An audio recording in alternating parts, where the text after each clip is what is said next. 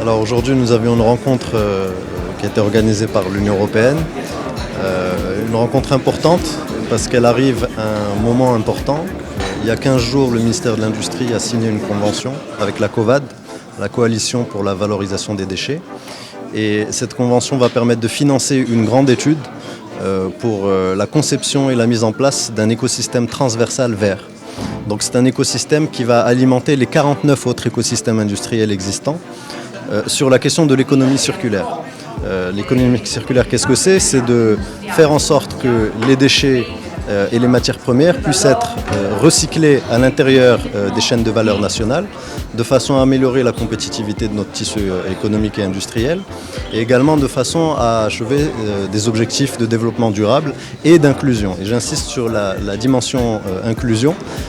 Aujourd'hui, vous avez au Maroc des dizaines de milliers d'emplois qui sont dans le secteur informel, notamment dans le domaine de la collecte, du tri et de la transformation des déchets.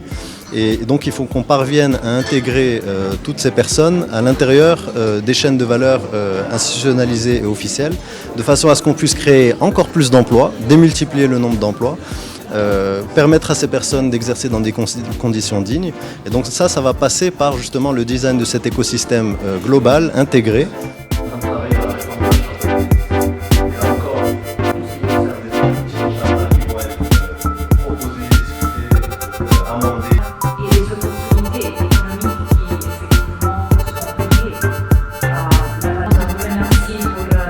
Une des vertus de l'économie circulaire dans ce domaine-là, qui est le plastique d'emballage, c'est d'éviter, in fine, non seulement les dégradations de l'environnement, mais la menace qui pèse sur la santé de nos futures générations. Donc aujourd'hui, l'économie circulaire informelle au Maroc est une menace pour l'économie structurée, pour l'industrie. Récupérer plastique.